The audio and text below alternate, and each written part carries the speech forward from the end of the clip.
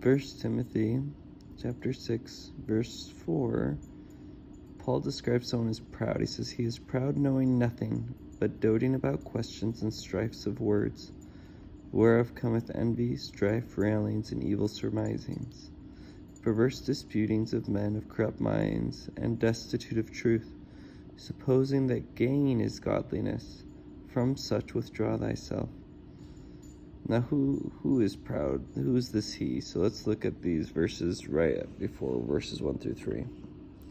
And he's starting to talk about servants that are under the yoke. So slaves, essentially, or servants.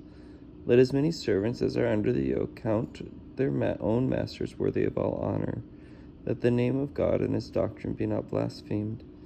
And they that have believing masters, let them not despise them because they are brethren, but rather do them service, because they are faithful and beloved, partakers of the benefit. These things teach and exhort." So that's a pretty controversial doctrine, right? Especially in today's day and age, that if you are a servant or a slave, not to despise your master, right?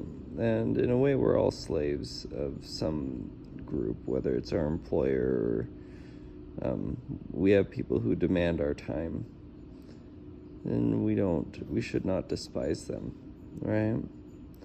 "And if any man teach otherwise, and consent not to wholesome words, even the words of our Lord Jesus Christ, and the doctrine which is according to godliness, then he is proud, knowing nothing, but doting about questions and strifes of words, whereof cometh envy, strife, railings, evil surmisings." So if you teach people not to love each other, even if they are your slave master, then that's pride. But godliness with contentment is great gain, in verse 6. "For we brought nothing into this world, and it's certain we can carry nothing out. And having food and raiment, let us be content therewith. But they that will be rich fall into temptation and a snare, into many foolish and hurtful lusts, which drown men in destruction and perdition. For the love of money is the root of all evil, which while some coveted after, they have erred from the faith, and pierced themselves through with many sorrows." So, the love of money is the root of all evil is a very famous verse. I think it's interesting that it comes in the context of servants, of poor people, essentially being covetous of rich people. And that is where the root of all evil comes from. Or at least that's where this verse comes from. And I'm sure that there's rich people who have the love of money too.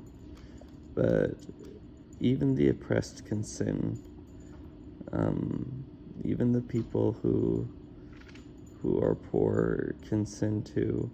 And it's really easy to say, well, that person is rich, or that person is powerful, therefore they must love money or be greedy or whatever.